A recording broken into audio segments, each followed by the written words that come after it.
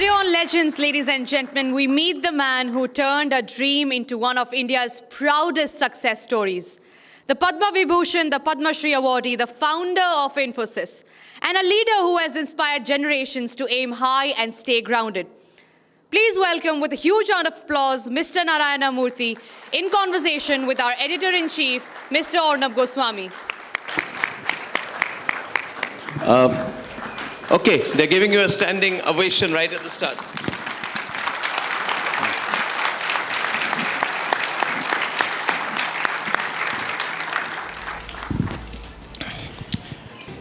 Mr. Narayana Murthy, it's an absolute privilege, pleasure.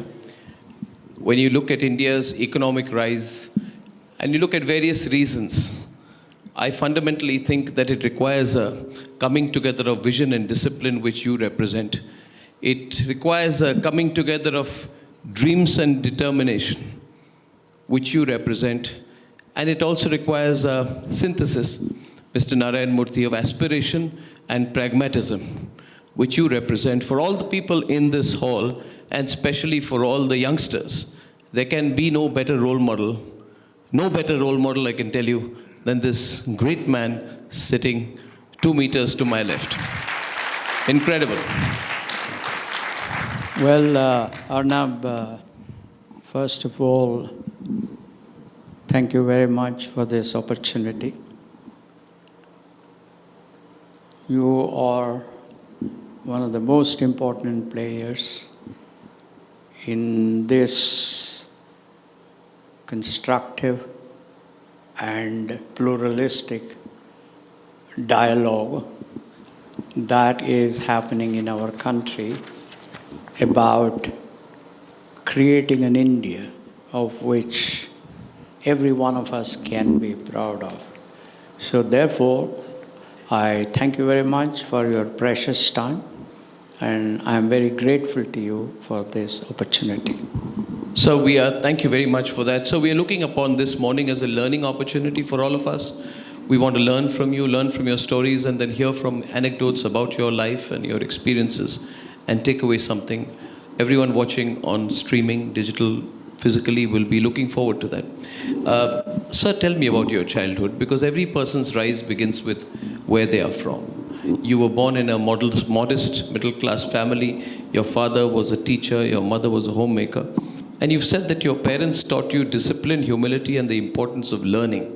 Can you tell us about your childhood in terms of what learning it gave you in life, sir? Well, father was a high school teacher. We went from one Mofussil town to another in Karnataka. We were 11 mouths to feed. But my mother believed in a practice that was prevalent in Karnataka at that time called Varanna. That translates to feeding a child from a poorer family once a week. So in other words, we used to have 7 children from 7 poorer families for dinner with us. In other words, my mother had to prepare for 12 children. And father was a strict disciplinarian. His aspirations were very high. I still remember when I got the 4th rank for the state in SSLC. When I went and told him, he said, "What happened to the other 3?" And I worked hard, and I got the 3rd rank for the university in my pre-university course. And at that time, I didn't go to him because I knew what the answer would be. He was a strict disciplinarian. Mother was full of compassion. She believed in sharing whatever little we had with poorer families. She believed in each child making sacrifice for other people. I had some of the finest teachers in my primary and secondary schools.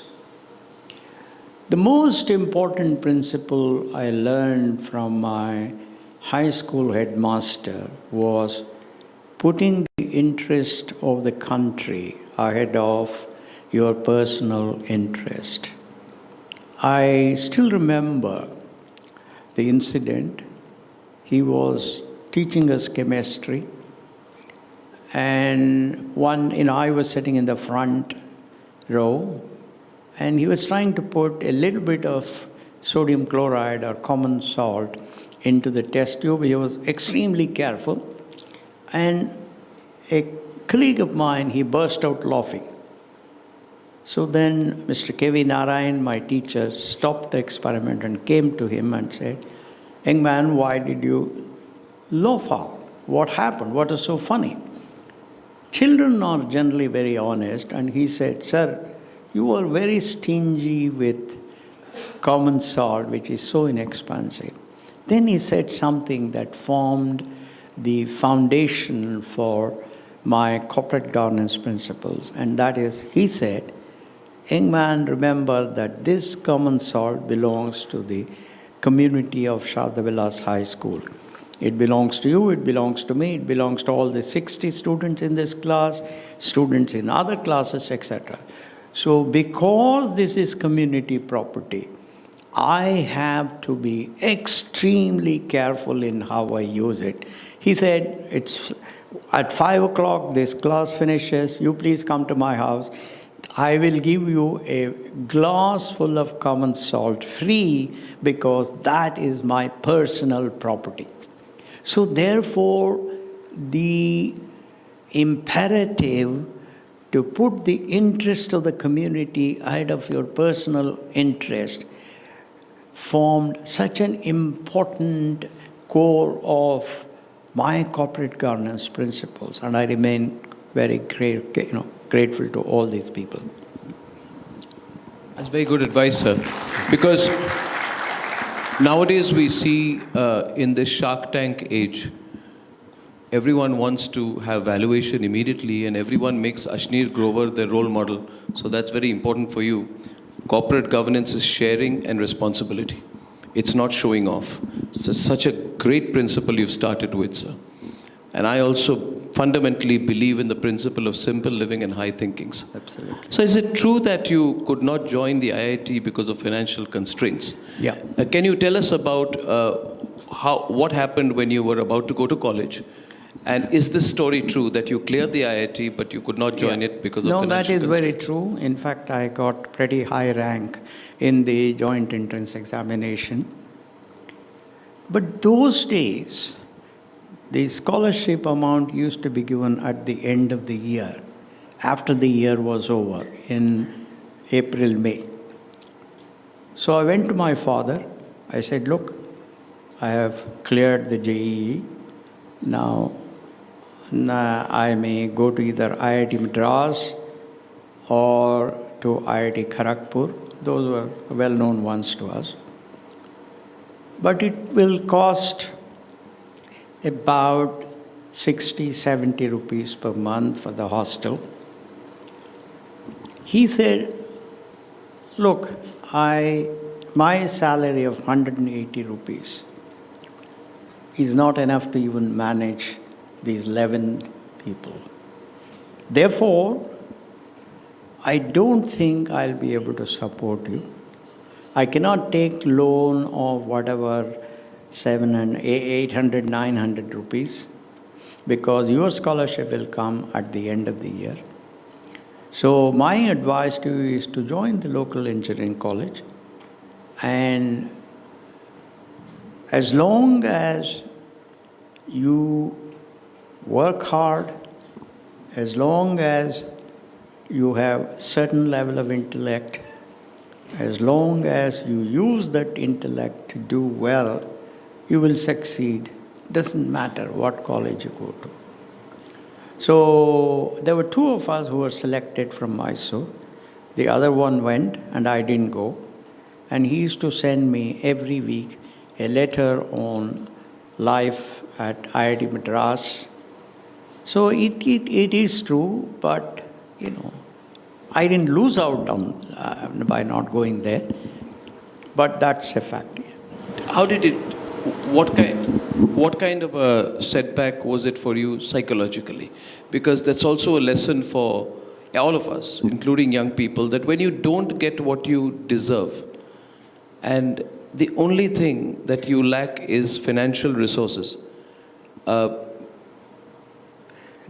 People often think, this is, I believe, Mr. Narayana Murthy, I was speaking at the Startup Park in Bengaluru last week. I said, the most beautiful thing in life is starting from zero. But many people, especially young people, want to start with an advantage. You did not start with an advantage. He got into IIT and could not join because he did not have the money. So I want the life lesson that you learned from it. And how did it prepare you for the future? It all depends on your context. Your aspirations are defined by your context. Your hopes and your dreams are defined by your context. So therefore, frankly, while I used to feel a little bit unhappy when I received those letters from Chandru, my classmate in pre-university, and then he went on to IIT Madras. But because of the beauty of the teachings of Hinduism, which was my religion, which spoke about contentment, which spoke about doing whatever best you can do under a certain circumstance. Because I was surrounded by extraordinary friends, because I was under the guidance of my parents and my grandmother, my wonderful teachers, I don't think it had much impact. That's what I would say. But does adversity teach you and prepare you better for the future? Does it make you dream harder? Does it make you more hungry? Because when you started Infosys, almost 18 years later, you must have been very hungry. You must have been 36 years old? 35 years old, 10,000 rupees in your pocket. You had a job. You were by now an IITian. You had done your post-graduation from IIT Kanpur, if I'm not mistaken. Yeah. So you were sorted. You were living the middle-class dream. Everything was fine.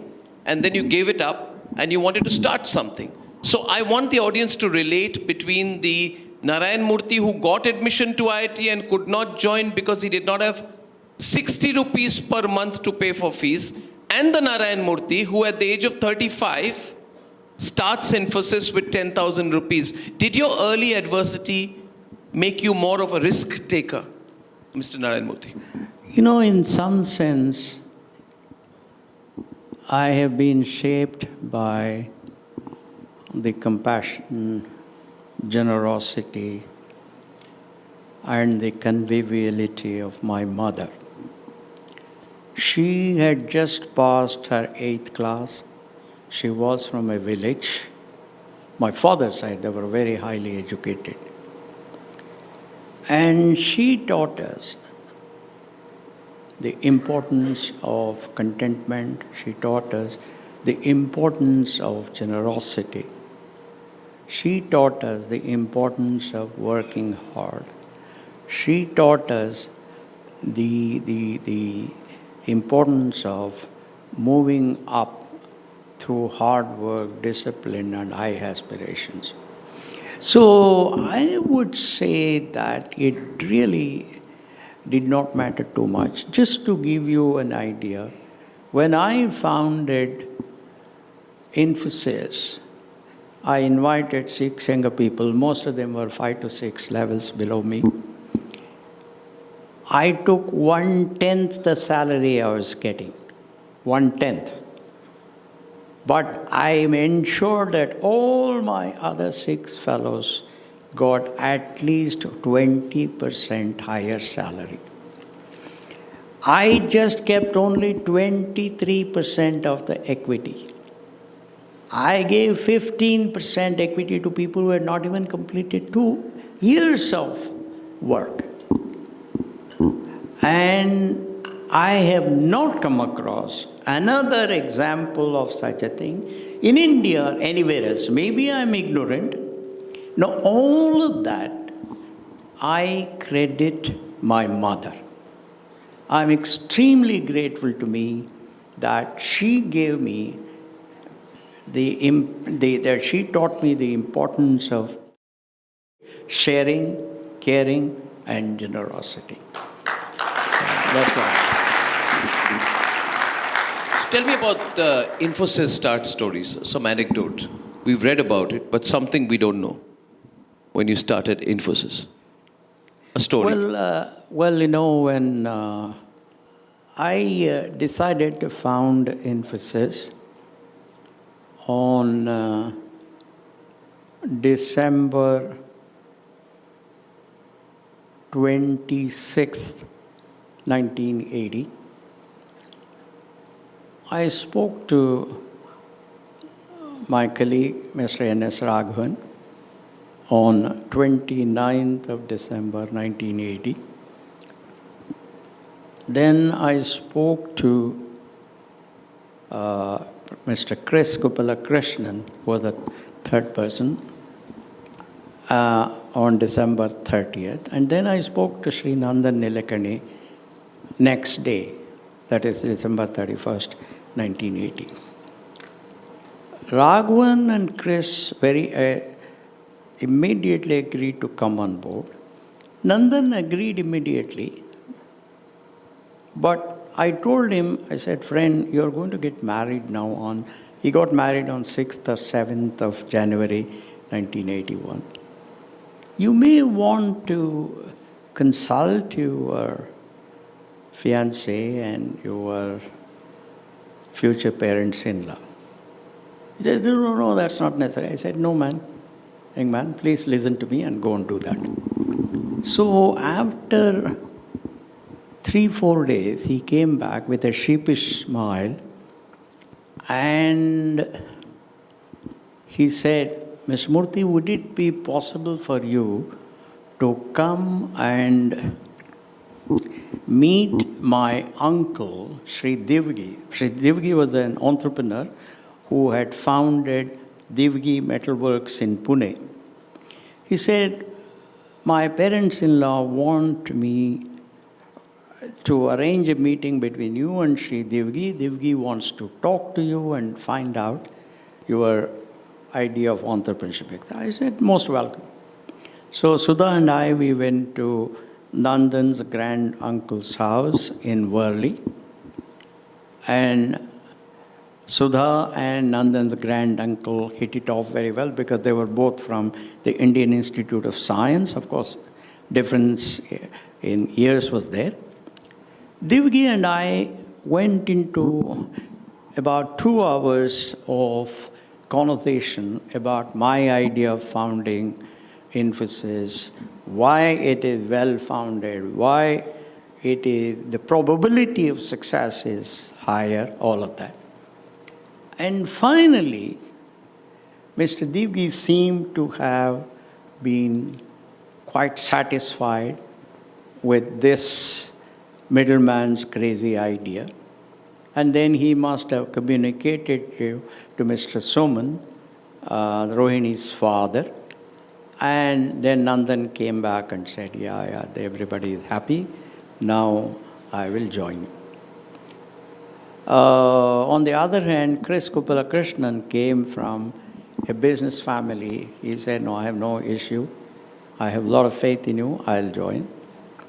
Then we invited, later on, after about 3-4 months later, we invited Sri Dinesh, Sri Shibulal, and Sri Ashok Arora.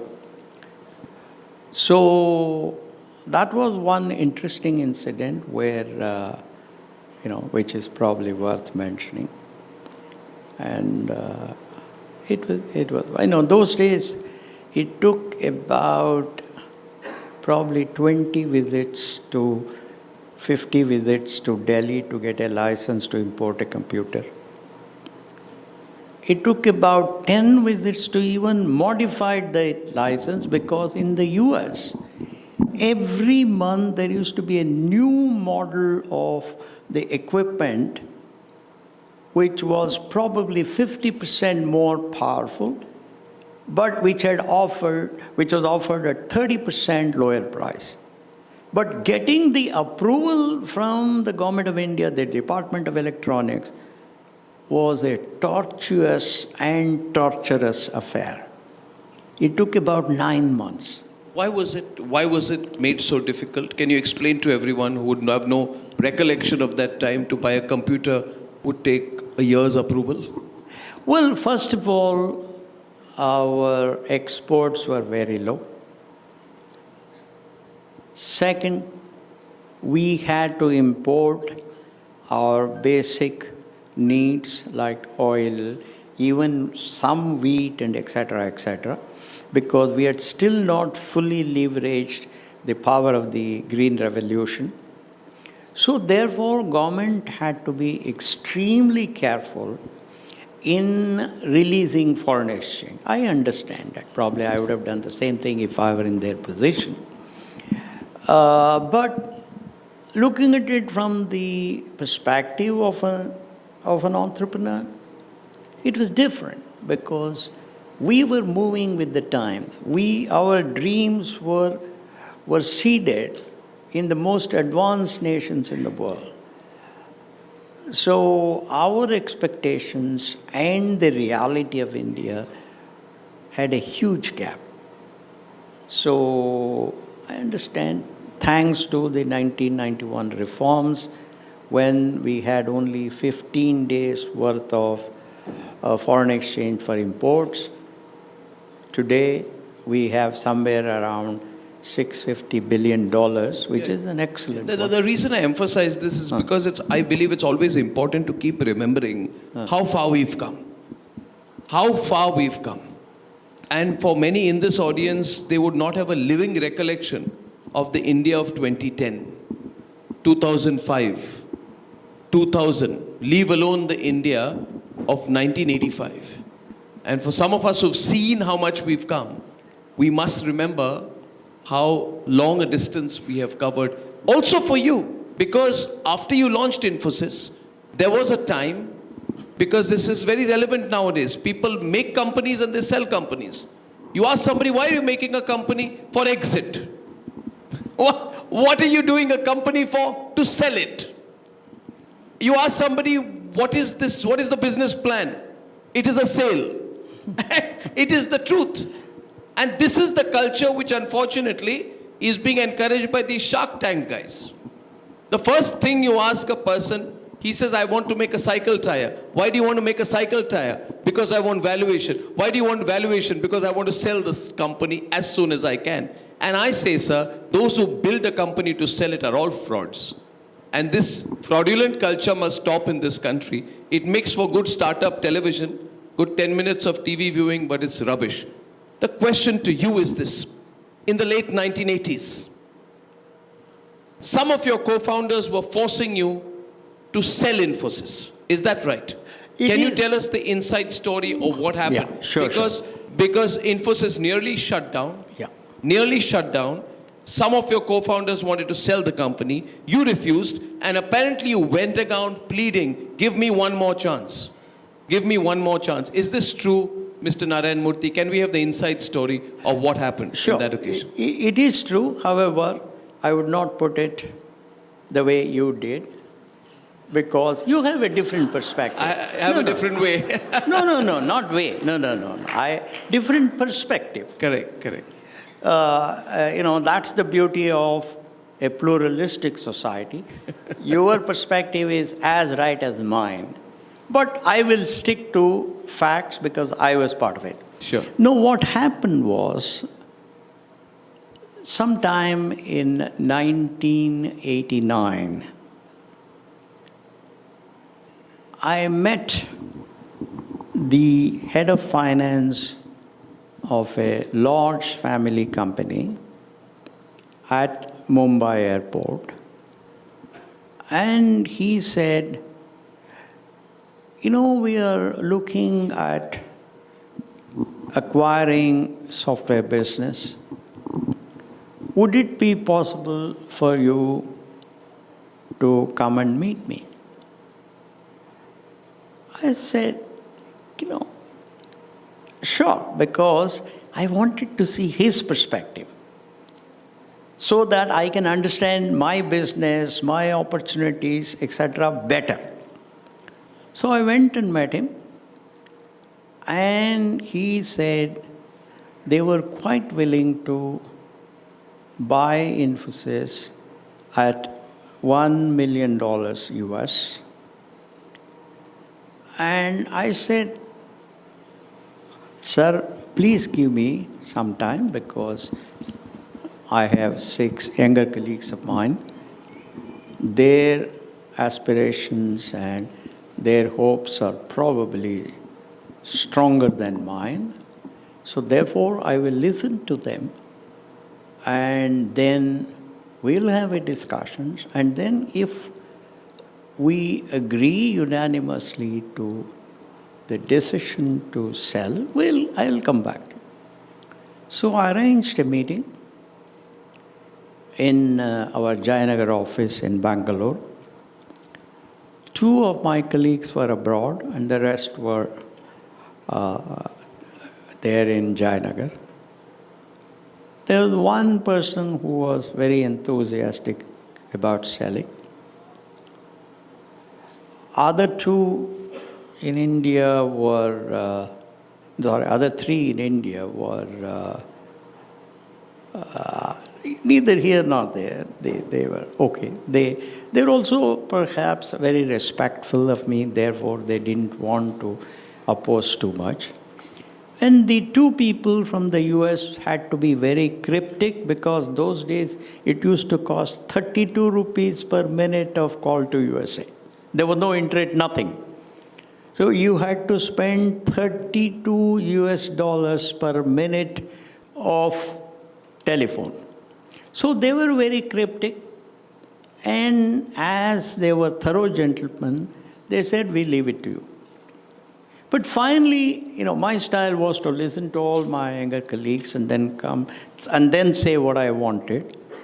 So I told them, I said, look, we have run this marathon for the last 8 full years. We have learned to make sacrifices. Our families have made huge sacrifice. They have made our lives very comfortable within whatever little we have. And our aspirations continue to be strong. Yes, it does look like we are passing through a dark tunnel, but I do believe that we will see light at the end of the day pretty soon. And they all agreed.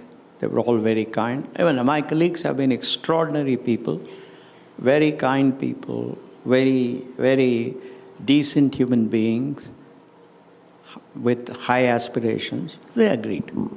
But as luck would have it for us, 1991, under the leadership of Sri P.V. Narasimha Rao, Dr. Manmohan Singh, aided by Sri Mantek Singh Ahluwalia and P. Chidambaram, ushered in the liberalization. And that's when licensing was abolished. Current account convertibility was introduced.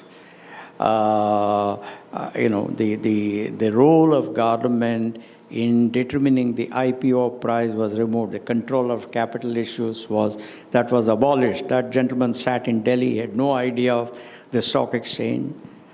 So a lot of good things happened, and then we started growing. So it was... What was the bleak period like? What was that dark tunnel like?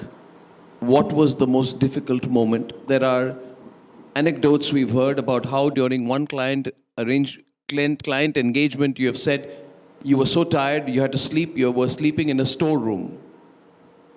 And So we would like our viewers to know that behind every legend, there is always a backstory.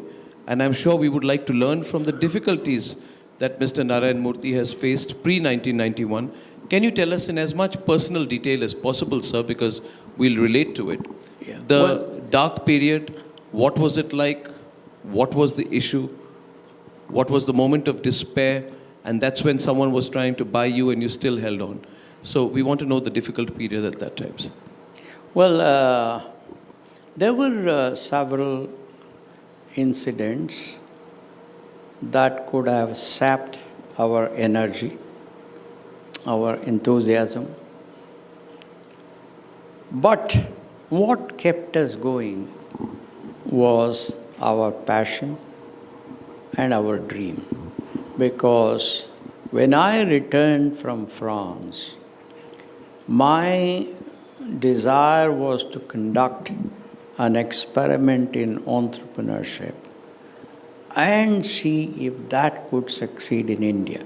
Because I had studied all the isms, I had studied socialism, communism, libertarianism, and capitalism, and had come to the conclusion that capitalism, which offers free market, competition, and entrepreneurship, the capitalism was the only solution for countries like India to create more and more jobs and solve the problem of poverty.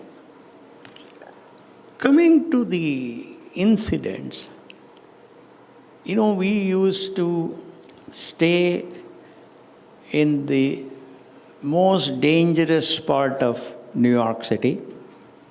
I don't want to say that because I don't want to. You can say it's in Republic we speak very freely, sir. No, you have that authority. The world pardons you easily. It doesn't pardon me, so I have to be careful. Anyway, so we used to stay in extremely expensive hotels where it was very dangerous. And our dinner used to be at McDonald's, just French fries. I remember one night when my flight from India got delayed. It reached at about 11:30 night. Those days we would take buses from JFK to Manhattan. There was no bus. So I slept in the airport. I washed my face and all that in the morning, right in the airport, and sprinkled some water and all of that. And I went to make a presentation to the client. I think not just me, my colleagues too, they have made such, I don't know, sacrifices or whatever it is, because it all came from their passion to succeed in their objective. But none of those things seem to make an impact on our enthusiasm, on our confidence, on our hope, because just like when I was a child, where there were 11 mouths, where we would get at best one new pair of shirt and shorts, maybe sometimes once in 2 years. But we were very happy. We spent a lot of time with each other. New friends would come home. Whatever little we had, we would share. So I am somewhat biased to say that happiness does not depend as much on material comfort as mental comfort. That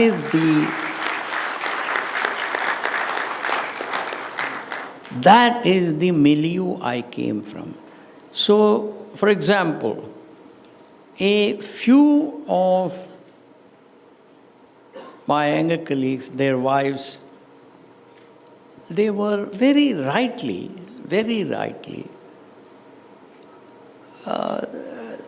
articulating, it's 8 years. Still nobody has got even a scooter, forget about a car. Ye kya ho gaya? What is it that we are trying to do? But the husbands explain to them why it is so, how the future will be, why we should not hesitate to continue this journey, etc.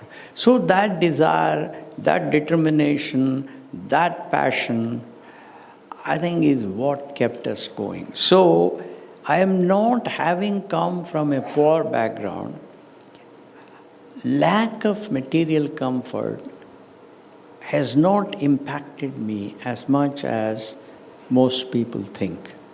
Can I ask a question on behalf of Gen Z? I'm not Gen Z, but I'll ask a question on their behalf. Sure. I'm a millennial. I'll ask a Gen Z question. Sure. You never thought about work-life balance at that time, sir? Because I think... no, I have to ask the question. No. The moment I entered, what about your work-life balance while you were having French fries, traveling on the bus, sleeping in dangerous places, making sacrifices for 15 years? All of you people listen, huh? Making sacrifices for 15 years. Nowadays, sir, after 1 week of joining Republic, some people tell us what is our work-life balance. So No, I think that's a very valuable I want you to thing. give me an honest and straight reply, yeah, because I know this is going to go viral. Yeah. Right? Yeah. Let me start with what one of my friends, who also was one of India's very successful corporate leaders, said. Probably, Arnab, you may remember. It was at the Economic Times CEO Awards 26 years ago.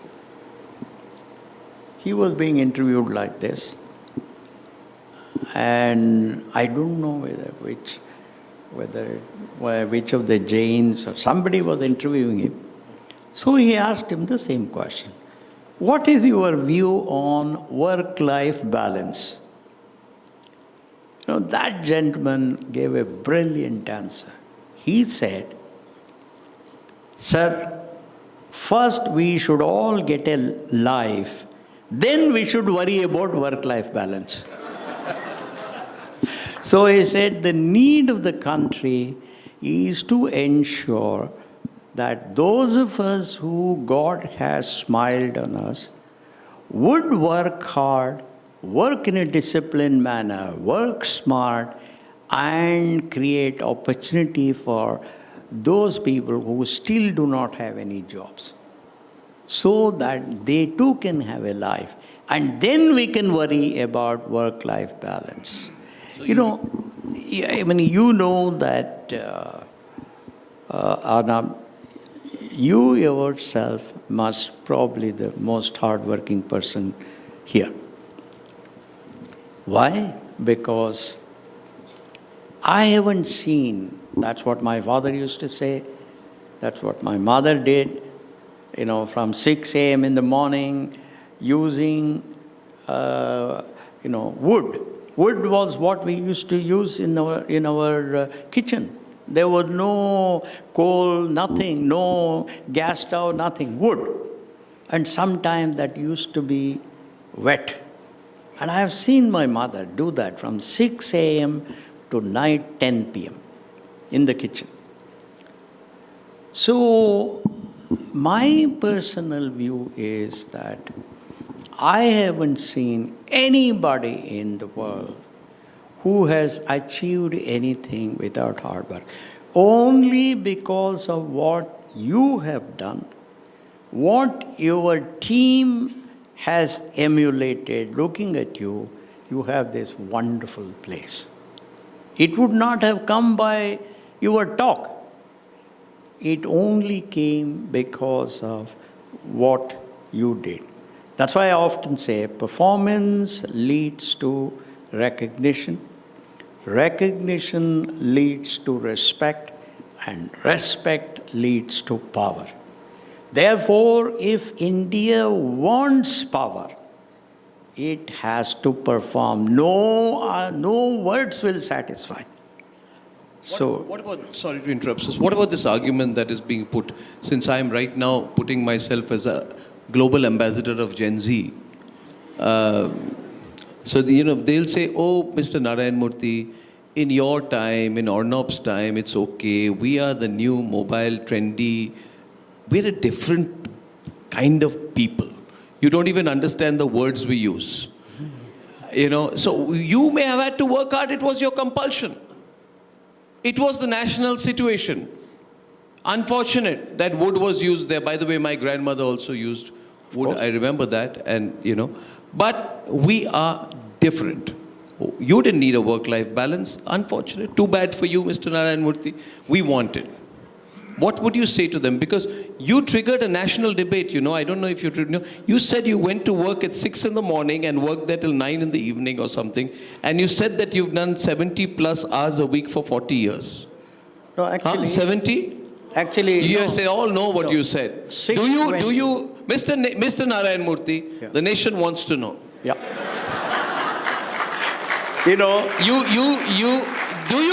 Do you still stand? Do you still stand by the statement that triggered a national debate despite the backlash? Mr. Murthy. Being an engineer, I will use data and facts. I don't want to use perceptions, biases, and opinions. I don't want to use perceptions, biases, and opinions. I have spoken to a lot of politicians all over the world, developed world, developing world, etc. I have spoken to a lot of corporate leaders, Fortune 20 corporate leaders, Fortune 50, all of that. I have spoken to extremely well-known professor. I used to be on several top universities in the US and in India, of course, also. But one thing has come through, and that is no individual, no community, no country has ever come up without hard work. When I say hard work, not going to the office and sleeping there. When I say hard work, it means hard and smart work.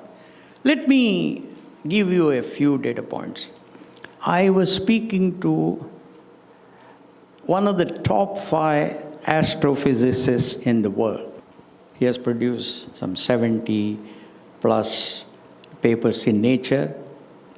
I don't know in India if some people produce 4 or 5, it's considered to be a great. So I asked him, what is it that makes you achieve this? Is it because you are very bright?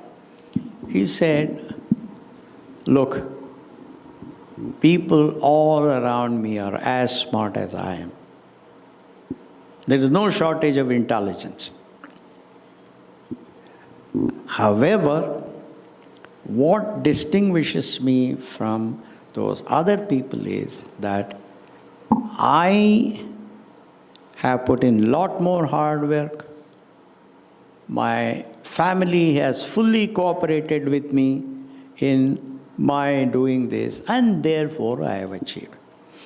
For example, my belief is that our respected Prime Minister must be working 100 hours a week. I don't think he's working any less. Most of his cabinet colleagues must be working.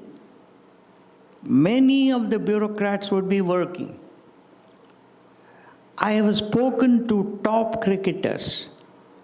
They have also told me at the end of the day, it is practice, practice, practice. And that's hard work.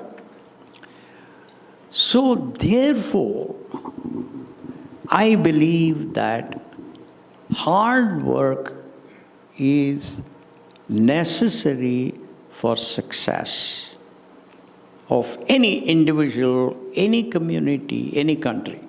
Now let me come to point 2. In China, there is a famous saying which is practiced even today. Last year, catamaran senior and mid-level staff went to China, and they went to tier 1 cities, tier 2 cities, and tier 3 cities. They stayed in, tier 3 kind of hotels because we wanted to understand the real China. And there's a saying there, 996. You know what it means? 9 a.m. to 9 p.m., 6 days a week. And that is 72 hours a week, friends. Now, if you look at Germany, when Germany was defeated in World War II by the Allies, the German Chancellor met with the corporate leaders and he said, look, it is our job to build a new Germany. And that requires all of us to work very hard. And he said, if you, the leaders of your corporations, work hard, and then people will start trusting your words. So everybody will work hard. And Germany rebuilt itself in a matter of 7 to 8 years. So my belief is that at this point of time, thanks to the extraordinary work done by our respected Prime Minister and his cabinet colleagues and various state chief ministers, we are at an important point of inflection.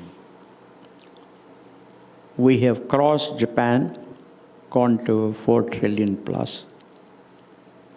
As we saw in the thing, when the Prime Minister took over, we are 10th largest. Today we are the 4th largest. This is the time when we shouldn't give up. This is the time when we have toned our body, we have toned our mind to run this marathon and complete it. Therefore, it is the responsibility of every leader assembled here to create trust in their words amongst the youngsters and then say, we are all running a noble marathon.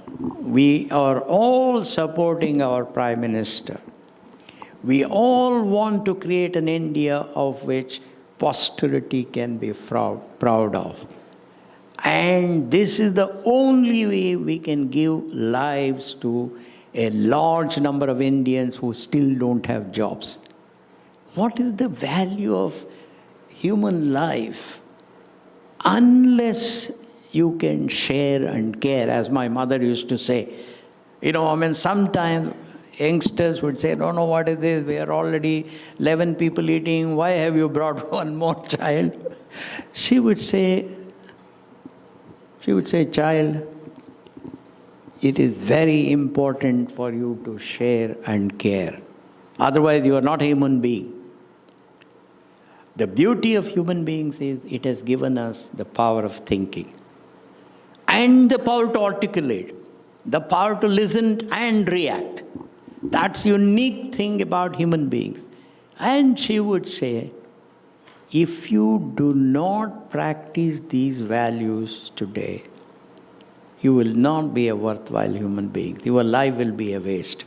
So therefore, my view, Arnab, is while I respect the views of all those wonderful youngsters, it's normal at their age, but it is the responsibility of us, the elders, to impress upon them the need for building up this country, the need for girdling up our loin, and then say, we'll complete this marathon started by our respected Prime Minister. And that requires every one of us to work a little bit harder.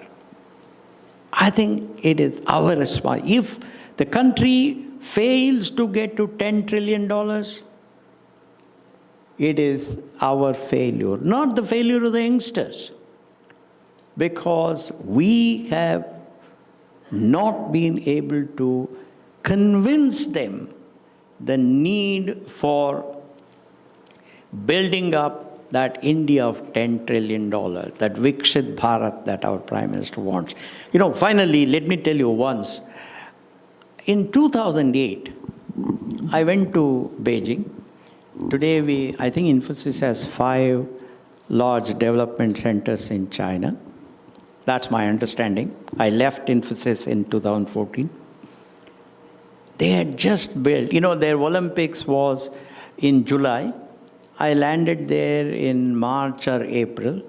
Huge airport, brilliant, absolutely top quality. And then I go to the immigration officer, very well dressed, very sophisticated. She did all her work very quickly. And then I said, "Ma'am, congratulations, I'm very impressed." You know what her reaction was? "Sir, but you should know we are Chinese." I mean, look at the pride in the nation. Look at that pride in the nation. Look at that confidence. Look at how, as a Chinese, she had to demonstrate to foreigners that Chinese were perfect. So I think it is the responsibility of all of us here, and much more so important people in your community, because media is a very powerful instrument to communicate to youngsters how this country can achieve its extraordinary vision set by our respected Prime Minister. What I would suggest, Arnab, is this. You people do extraordinary things. Why don't you kindly produce a series wherein you show 10 hard-working, intelligent youngsters from different parts of the country trying to build that Viksit Bharat? I think that will impress, and make sure it is in Hindi, it is in English, it is in Kannada, Bengali and all of that, because the value of that will be so extraordinary. Sorry, I took a little bit. I will certainly take that at face value. Takes me back when you were talking about hard work. I once interviewed Sachin Tendulkar, and I have this bad habit. I keep repeating one question about 20 times. So I kept asking, "Sachin, why don't you retire? Sachin, why don't you retire? This way or that?" And that's the question nobody likes to hear. Nobody likes to hear, "Why don't you retire?" But the national debate around that time was on why Sachin Tendulkar is not retiring. And then later, about a few weeks or months back later, I'd gone for lunch to the Mumbai Cricket Association dining hall. And I saw that on a very, very, very, very, very hot Mumbai sweltering afternoon, I saw Sachin Tendulkar come out for batting practice. So this is towards the fag end of his career. And I've been very critical of Sachin on many issues. I keep saying, why doesn't he speak on match fixing and things like that? I still disagree. But I want to tell you one positive thing here, sir. I was sitting and having lunch, and I saw Sachin Tendulkar come out with all his pads and everything, and about 10 people behind him for bowling practice, batting practice. I tell you, sir, the average temperature must have been around 40, but with humidity and all, Mumbai can get very difficult. I don't know, but Sachin must have been towards his retirement, so well over 40s. He kept practicing one shot. The people who were bowling at him were getting tired and going away. Bowling at him, getting tired and going away. But he kept at it. And I saw him practice that one shot at least for 3 or 4 hours. And I found that totally incredible. Which brings me to a beautiful word I want to share, sir, called tenacity. Yeah. The ability to do something repeatedly over and over again. Absolutely. Isn't that a very important human trait, sir? You know, we all want different experiences in life. And when I quit my job, I was told once that we don't like the fact that you're going, but you got to be tenacious to succeed. Do you relate to that word, sir? Tenacious. So that we don't get bored. We are not perfect till we get it right for a long period of time. Building Infosys must have been like that, right? I mean, you don't go and hit the NASDAQ. Everyone wants to know that you got this multi-billion-dollar entry at the NASDAQ, but nobody wants to know what happened between 1981 and 2001. Tell us about tenacity in that sense. What was the tenaciousness you had to show as a leader? The hard work you had to put in. Well, you know, at the end of you put it very well, you use the right word, tenacity. It's a very important aspect of the mindset of an entrepreneur. The whole world around you says, nahi yaar, ye to nahi chalega, chodo. But your mind says, no, this will succeed. I will succeed. To do that, as I pointed out earlier, performance is the only thing. Performance needs practice. Performance needs action. Performance needs taking decisions. And almost in any case, in any issue, it is hard work, discipline, constantly learning and improving from your work and observing people better than you, being open-minded to learn from others. That is what is needed. And that's the only, I mean, if you built this wonderful thing 5 years ago, it was not there. It all happened because it originated as an idea in your mind. And it slowly took shape. Of course, you had wonderful colleagues, that there is no doubt. But that idea started in your mind. And that idea started in your mind because you had the audacity to dream something which everybody thought was impossible. So therefore, an entrepreneur like you are a great example of a successful entrepreneur. You go after plausibly impossible dreams. And as Abdul Kalam used to say, everything starts with a dream. Everything starts with a dream. And then only it becomes reality. True. But audacity you mentioned and tenacity. Do we have the audacity to beat China? It's a very important thought because I really love it when you say, and I always tell people in Republic, believe in the higher purpose. Believe in the higher purpose. The newsroom you went to, sir, it's not got news first written on, nation first. Contribute to the country. You are also saying work 72 hours, not for yourself, not for your EMI bank balance, but because what you're doing will make a difference to this country. Will make a difference. Now, we need to beat China, sir. We need a bigger dream. Don't we need a bigger dream?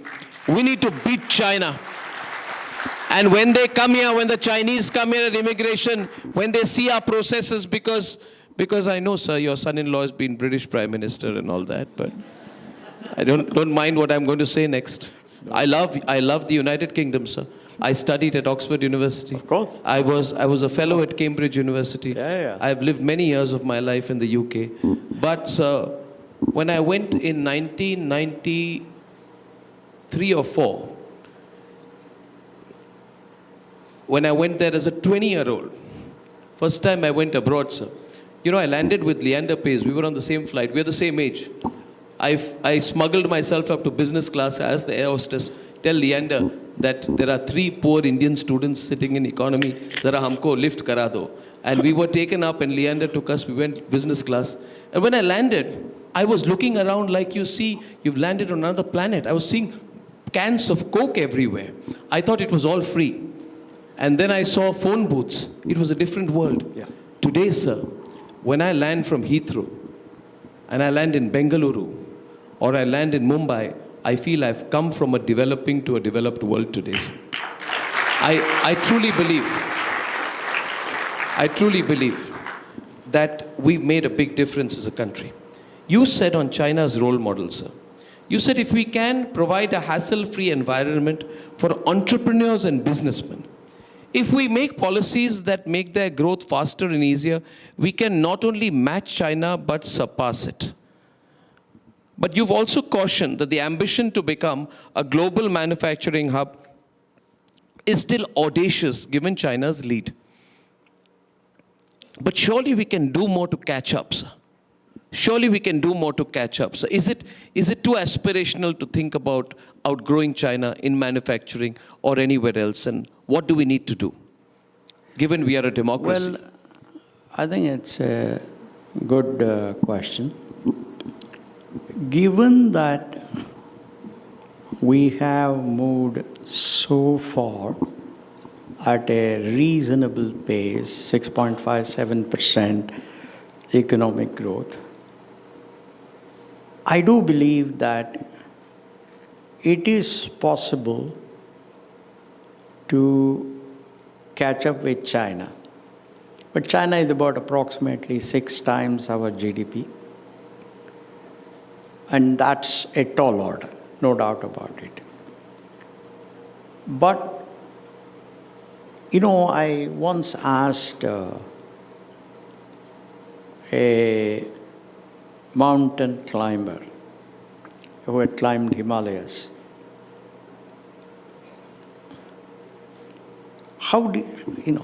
when you stand at the foot of Himalayas, what is your thought? How do you become confident? He said, look, I have been brought up to do what I think is impossible for me. And the way that I have been taught is to use the power of my mind, the power of my body, and discipline. And finally, high aspiration. Therefore, if we have high aspiration, if we have great ideas, if we back it up with extraordinary action, in every aspect, every citizen, every bureaucrat, every politician, every corporate leader, every civil society leader, I do think we can do that. But the job is not easy. We must realize the job is not easy. It requires each one of us to set high benchmarks for our own actions. And it is the sigma of those that will make India reach China. What is the hurdle? What is the one big hurdle? No, there are, first of all, our mindset. What about the mindset? So Piyush Goyal said recently at an entrepreneurs conclave, startup conclave, I think, he said the problem is you people think you're doing startup, but you're only delivering food. You're doing food delivery No, startups. I didn't say that. No, you didn't say that. Piyush Goyal said that. No. So all the... Yeah. So you only spoke about, sir, working about 150 hours a week, sir. But... but Piyush Goyal said, you said mindset. I think there's a mindset problem, sir. I think there is a mindset problem. We have to redefine what our understanding of startups and entrepreneurship is. I think Piyush Goyal was absolutely correct when he said everybody wants to do a Zomato in this country. Nobody wants to do manufacturing. But there are people who are doing robotics, people who are doing drones. There are people who are working in new areas. You referred 4 times so far to mindset. What is the mindset issues? Can you elaborate on that? You know, my friend Ramesh Mashelkar, he taught me a very important lesson about 40 years ago. He said, every one of us is constantly battling between our mindset and our mind. What is mindset? Mindset is the database of our experiences of fear, dilemma, lack of confidence, hopelessness, etc., etc. And mind is the engine that says, I will overcome that. And he told me, Murthy, remember that if you want to succeed, you have to win the battle in favor of mind or mindset when you are confronted with a very tough situation. So, if every one of us is, for example, we have to enhance transparency, we have to enhance accountability of bureaucracy, we have to set global benchmarks in terms of how quickly we approve foreign direct investment, in terms of how we have to reduce the number of times people have to come to Delhi for approvals, domestic people. We have to ensure that there is honesty in approvals. Many, many things we should do. Similarly, we entrepreneurs, we have to look at a noble objective, and that is, I want to create 10,000 jobs, 20,000 jobs, 100,000 jobs. And towards that, in the short term and medium term, I am willing to make whatever sacrifice is needed. Correct. Because at the end of the day, I want to reach that aspirational goal. Our education system has to change from one of rote learning to one of understanding the problems around us using Correct. What is taught in the class. In many things. But given the fact, sorry to interrupt, sir, I want to go on what Piyush Goyal said, because given this Shark Tank culture which has come in right now, where people are looking at valuation, not value, exit, not legacy, advertising, not product. What Piyush Goyal said was very interesting, sir. He highlighted a worrying trend in our startup ecosystem. Can I play that soundbite, please? And then I would like to pick your brain, because I thought it was a very interesting soundbite. Do we have the soundbite of Piyush Goyal? Yeah, can we play that? Play. What are India's startups doing today? We are focused on food delivery apps, turning unemployed youth into cheap labor so the rich can get their meals without moving out of their house. And against that, what does a Chinese startup do? Work on developing electric mobility, battery technologies. And with that, they're today dominating the electric mobility ecosystem. We are very proud of what India has done. But are we the best in the world as yet? Not yet. Should we aspire to be? Or are we going to be happy being delivery boys and girls? Look at the second one. I've been going through a lot of our startup success stories, and when I go all over the country, we often have startup presenting to us what work they're doing. Fancy ice cream and cookies. In fact, I know at least 3 or 4 billionaires whose children make on one brand or the other very fancy ice creams and cookies and run a very successful business, and I have no complaint against that. But is that the destiny of India? क्या भारत का भविष्य उससे संतुष्ट है? Healthy ice cream, zero gluten free, whatever, I don't know. Vegan. ये सब शब्द लगा के अच्छी पैकेजिंग करके हम स्टार्टअप बोलते हैं अपने आप को. ये स्टार्टअप नहीं है, ये एंटरप्रेन्योरशिप है, ये बिजनेस है. दूसरी तरफ सेमीकंडक्टर्स में ग्रोथ हो रही है. आर्टिफिशियल इंटेलिजेंस खुद की अपने देश की बन रही है लोगों की. They are investing heavily to become self reliant, building chips, AI models, which will prepare the nation for the future. Bharat ने क्या करना है? आइसक्रीम बनानी है या चिप्स बनाने हैं? उसके लिए हम सबको हिम्मत करनी पड़ेगी. It's a very important point. Do we want to make ice cream or chips? What are Indian startups doing today? We are prioritizing food delivery apps, turning unemployed youth into low-wage gig workers so that the wealthy can get their meals delivered without stepping out. Are we just here for retail? It's very rare that a minister makes a very direct point, but I think what is your take on that, Mr. Murthy? Well, I have a lot of affection for Piyush. I know him well. He's a wonderful minister. Let me state my view. There are two most important requirements for an entrepreneur to succeed, and these are the things that he or she must do. First, an idea whose differentiated business value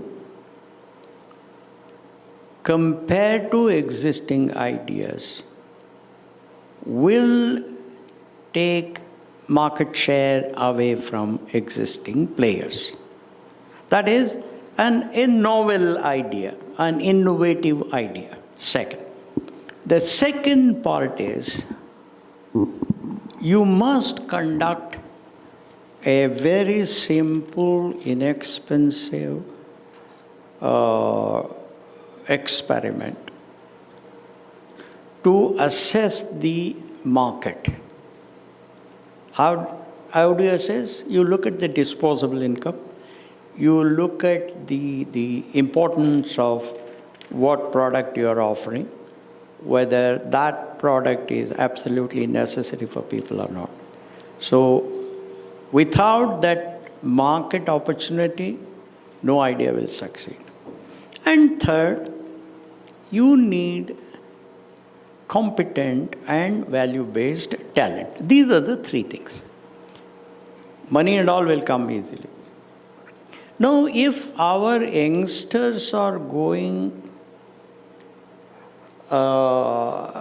to make like Zomato or retail like Flipkart or Amazon, etc., the reality of India is that is what people can buy given their disposable income. Let's not confuse here.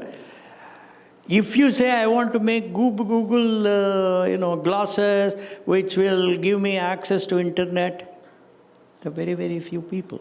Let me give you one simple example.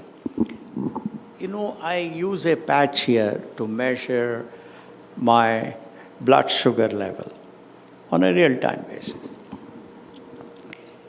It costs about 4,700 rupees per piece, and you need 2 pieces per month. In other words, you need approximately 10,000 rupees.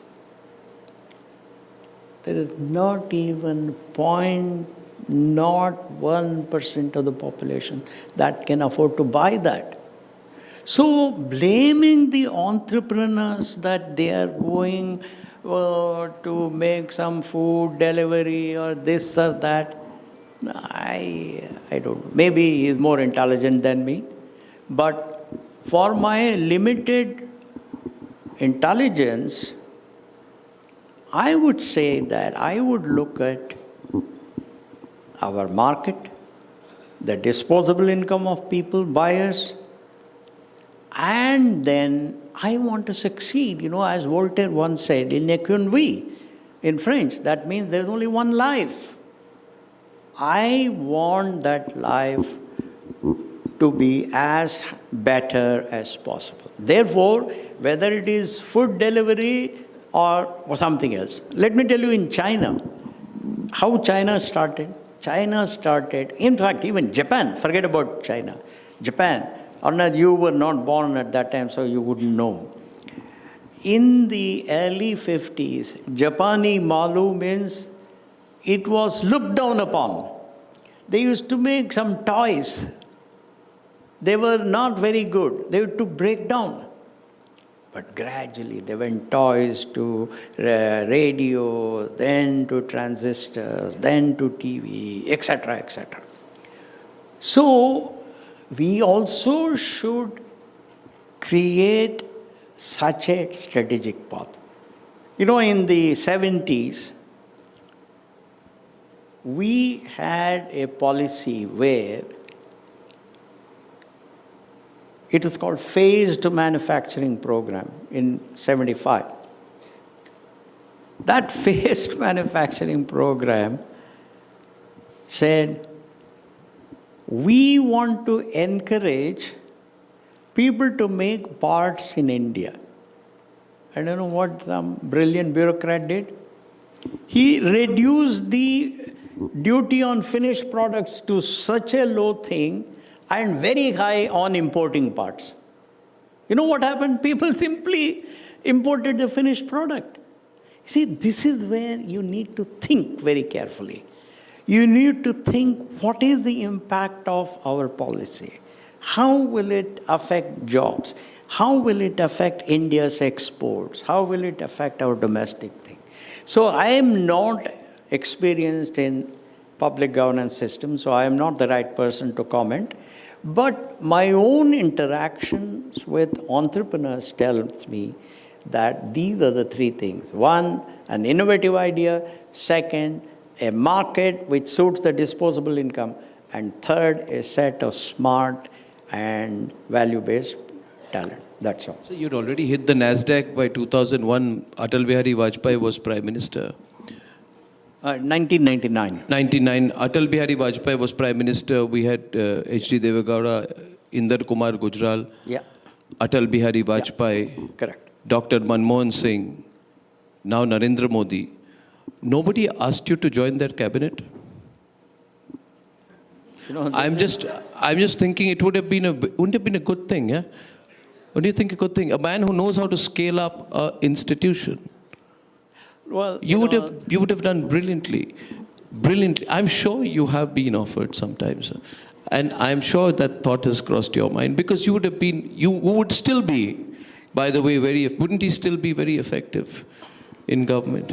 I mean, you are very kind. No, I'm not. But, All the youngsters would be very happy because then you'll go and make the bureaucrats work 100 hours a week. We are working anyway. हम तो ऐसे ही कर रहे हैं. हमारी तो मजदूरी है. But you would have been great, I think. No, but again, Arnab, you know thought, this honestly. better than I do.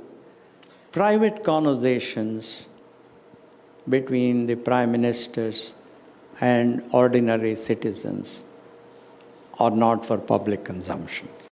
I think you're a great motivational speaker. I took out plates on the phase 2 on the genesis and building on Infosys. Our team was researching. We found some wonderful quotes of you. And I'm going to lead on from there to your dear friend and our dear friend, Dr. Mohandas Pai, what he has to say for you. You said that performance leads to recognition, recognition brings respect, and respect enhances power. I think that's a fantastic quote. You also said a ship is safest at the harbor, but that's not where it's supposed to be. Leading on to that, I think your most brilliant quote, which I want you to talk more about, where you said that growth is painful, change is painful, but nothing is as painful as staying stuck where you do not belong. This is a beautiful quote, sir. Thank you. Could you please elaborate briefly on this particular quote? Well, these are some of the quotes that I used in talking to my younger colleagues. They're all extraordinary. They're all extraordinary people, highly motivated, very capable. But sometimes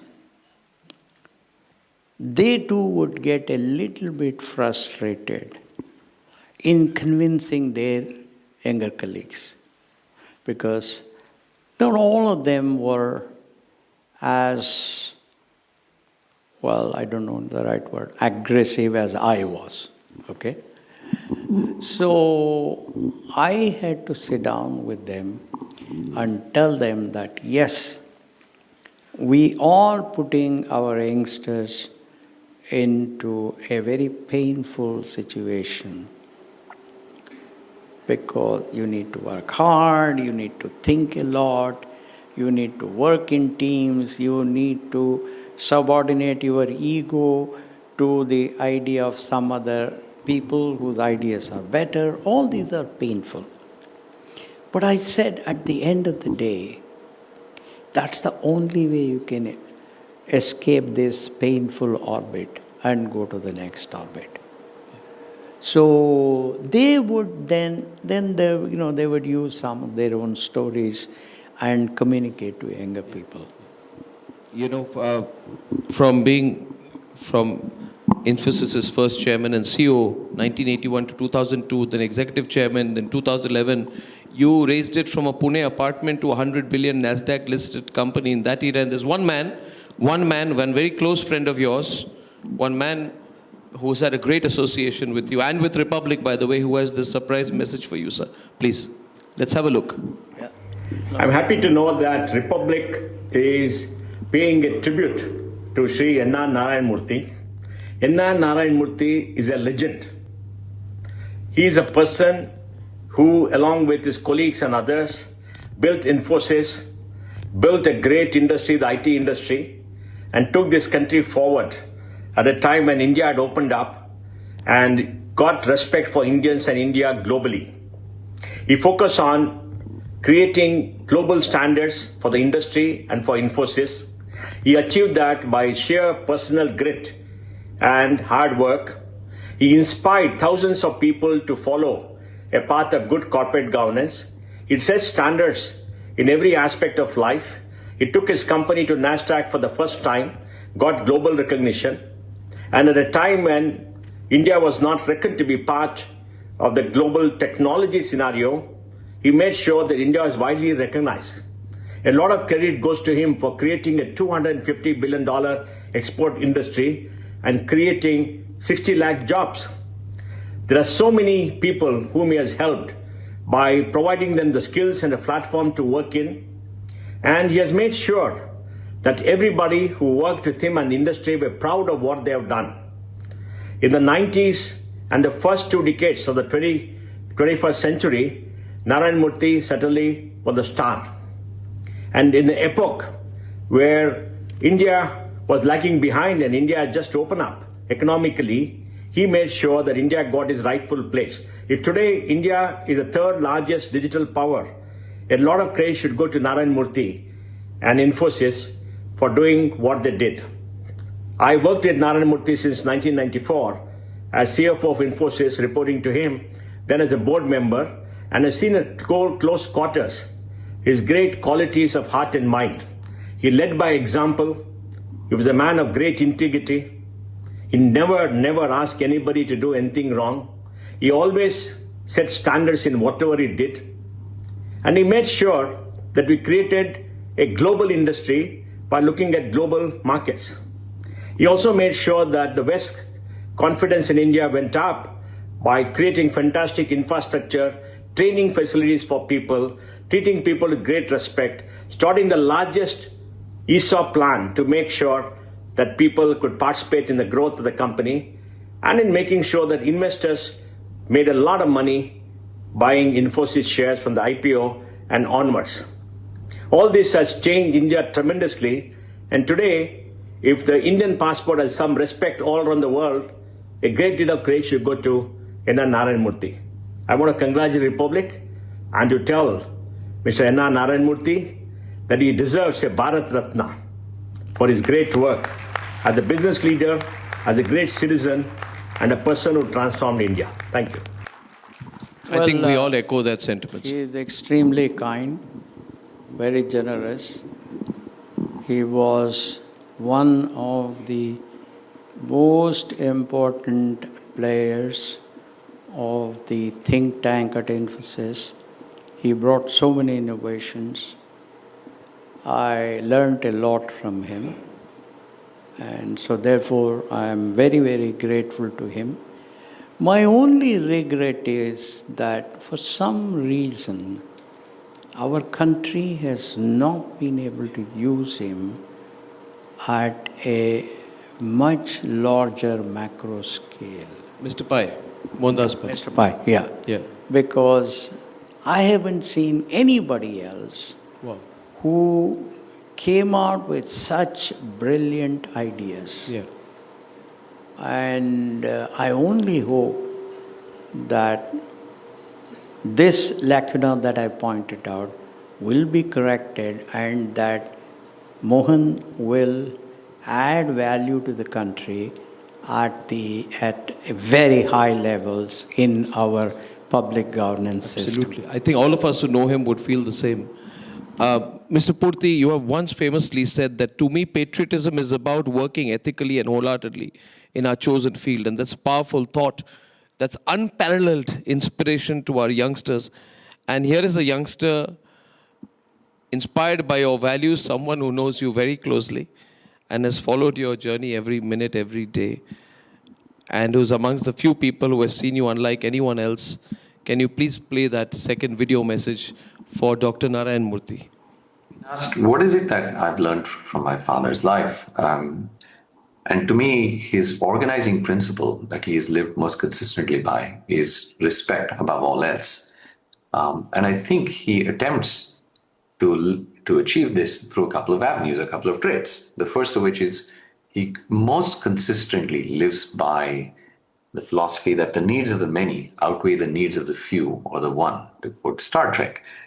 That is, he's always putting the larger interests of either the company he founded or the society he lives in or the country he's from, which of course India, above his own personal considerations. And he does this consistently, or he has done this consistently.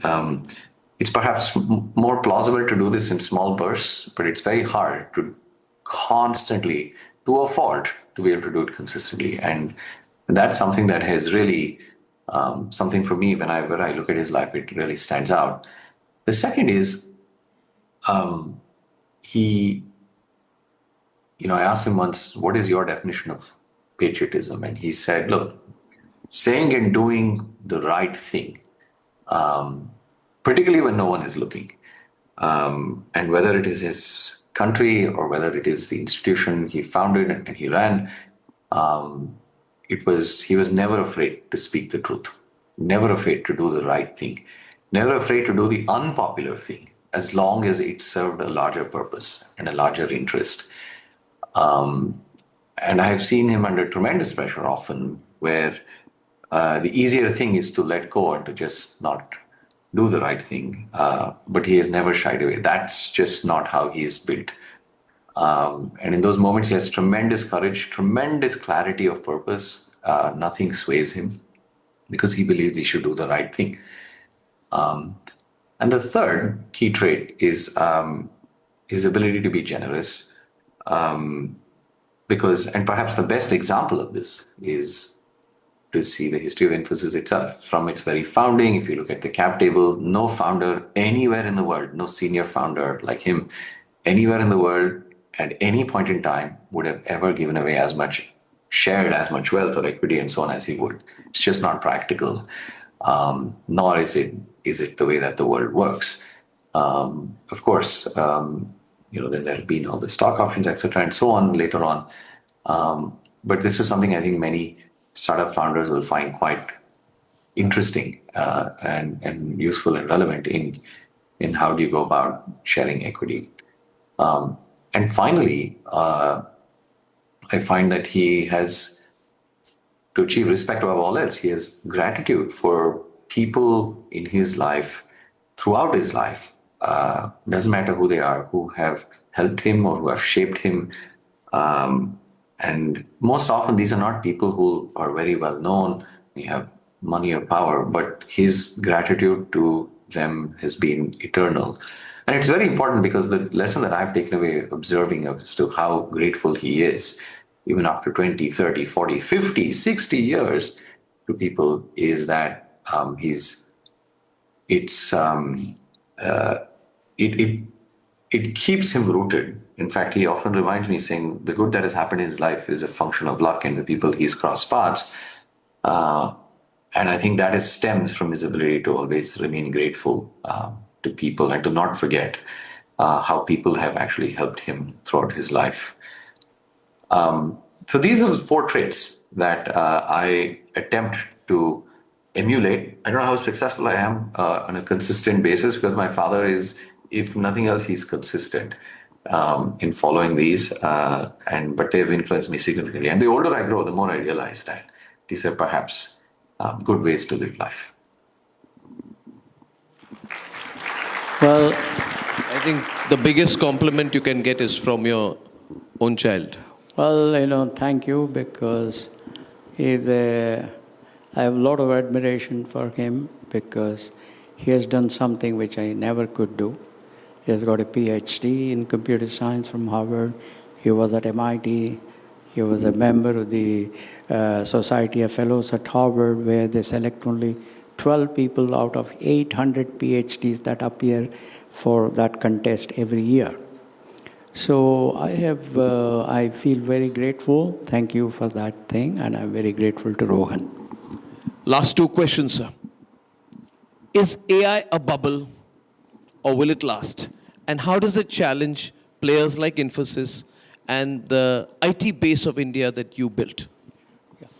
AI is not a bubble because it is based on very strong theoretical principles, whether it is machine learning or deep learning. Both are based on very powerful theoretical principles, multiple regression as well as neural networks. Now we have generative AI, which was founded by OpenAI. They have given us the power of using the entire internet as your database using large language models. The need of the day for us is to use AI as an assistive tool rather than as a replacive tool wherever it is possible.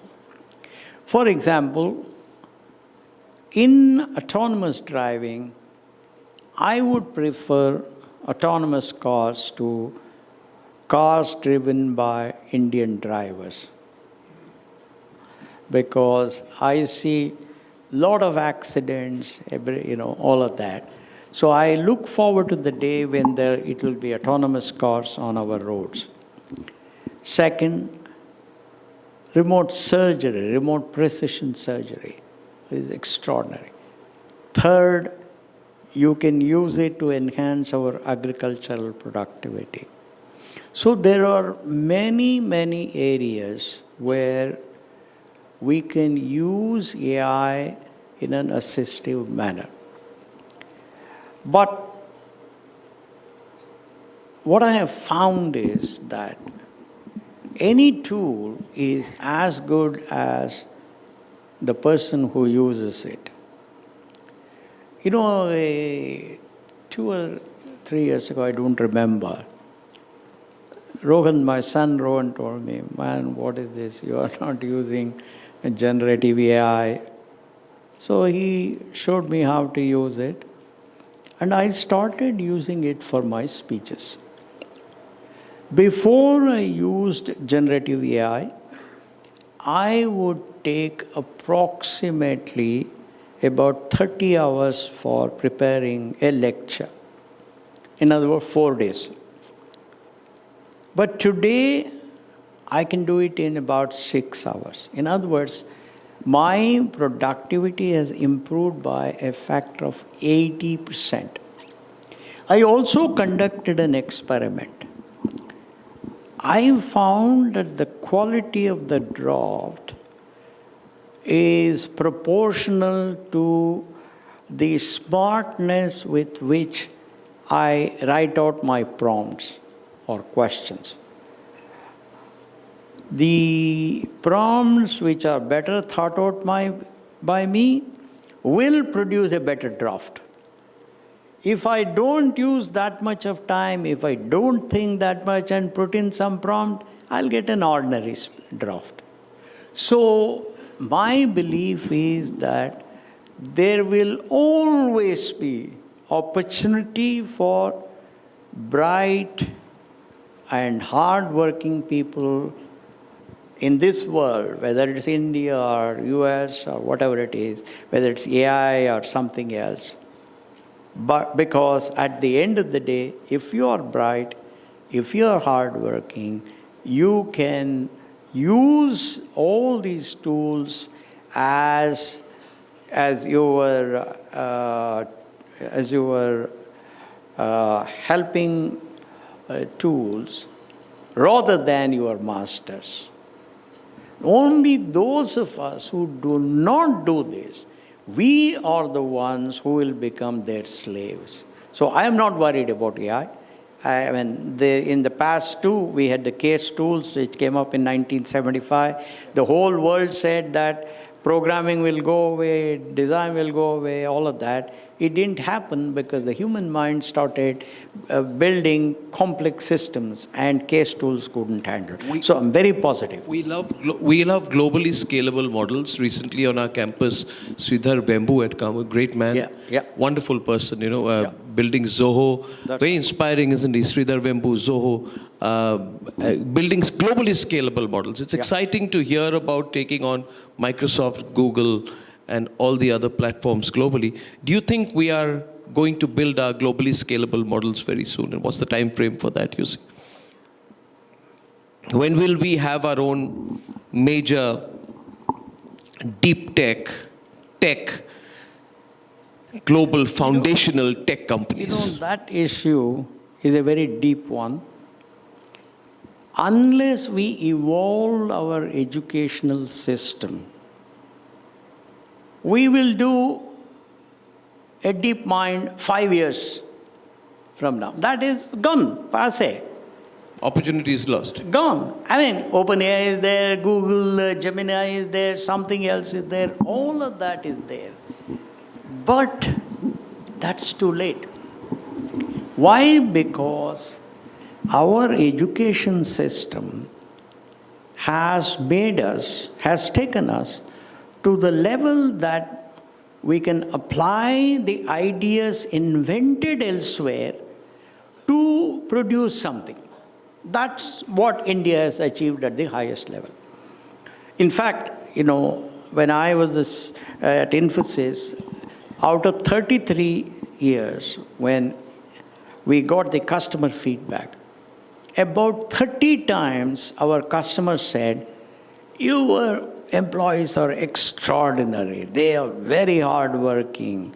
They will not leave the office until they complete. However, we have not come across a single occasion. They came out with an independent thought and say, I have this idea. If you use this idea, your productivity will improve this much. In other words, what they were saying was, you Indians are very wonderful people. You work hard, you're bright, but you will only do well what we ask you to do. Almost everywhere, whether it's some Zoho, Shibo, Flipkart, everything is something that was invented elsewhere. Let's be very clear. So how do we sort it out? The way to sort it out is to transform our education system, starting from primary level, to emphasize on using classroom theory first to understand the nature. What is the meaning of saying sun rises in the east? Why does the noise go away when the car moves away from me? Like that, many questions.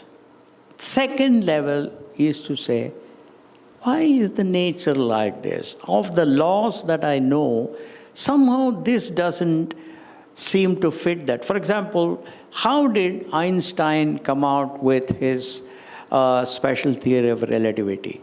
What he found was, he was studying the perihelion of Mercury.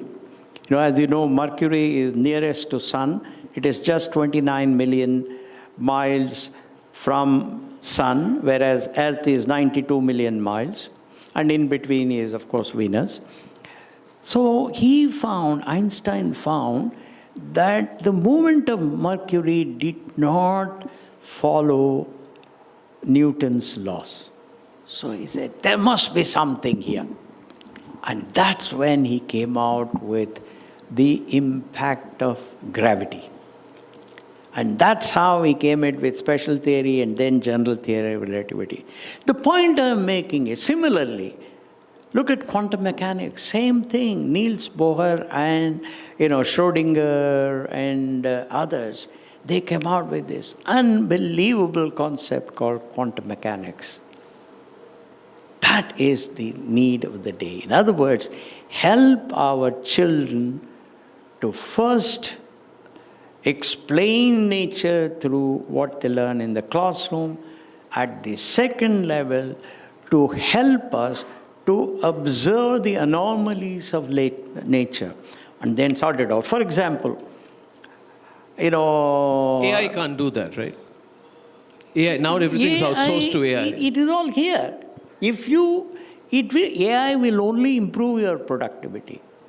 AI cannot innovate. AI will only imitate you. It can't innovate. Well, that's a very loaded question, because certain instances it can, certain instances it cannot. But the fundamental issue I'm talking about is it is the human mind that has to primarily be the innovator. And if that happens in the country, then everything will happen. That's beautiful, sir. So my very last question today, I saw you singing Elvis Presley style for Sudha Murthy. She's not here. It's good. Are you a crooner? Are you a crooner, sir? Do you croon? And also about Sudha Murthy, we've not spoken much about her. She's amazing, isn't she? She's amazing. And she's been such a strong rock in your life. Between the two of us, Sir. I'm the luckier. That's what I would say.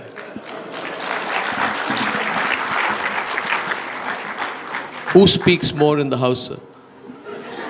Obviously she. Well, I think it's been an absolute pleasure to have you with us. This has been a learning morning for us. I intended this conversation to be a learning morning. I see some people want to ask you questions. I know you have a very, very strong schedule, but I'll tell you this, sir. So many people absolutely, silently listening on and ingesting everything you said. I think we've learned a lot about your life. I've learned about your simplicity, your humility, your hard work, your sacrifice. And most importantly, I've figured out that you're a very authentic person. There's no mirror between what you say and how you feel. So thank you for making it such a wonderful weekday morning for us. Shall we give him a nice, strong round of applause this morning, please? Thank you. It's people like him, people like Mr. Narayana Murthy, who have built the nation. And whatever the youngsters in this country are inheriting is because of the hard work, sacrifice, perseverance, and tenacity of people like you. You're a true legend, sir. Thank you so much. Thank you for being with us today, sir. Thank you. Do we have a few questions? Okay, I'll take 2 questions. 2 questions. Do we have a mic in the room? But first a girl and then a boy.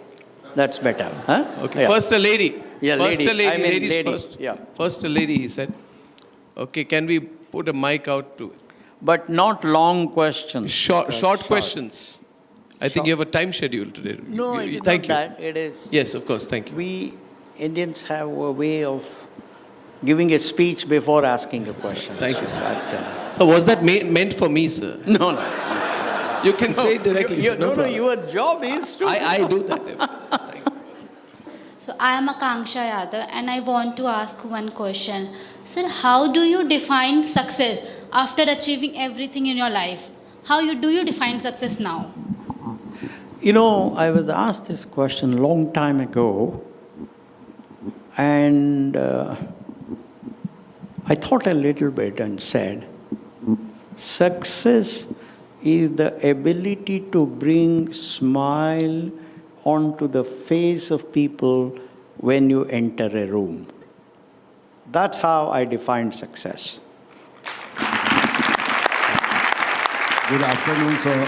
My name is Salil Gupta. I'm an engineering technocrat turned into developments.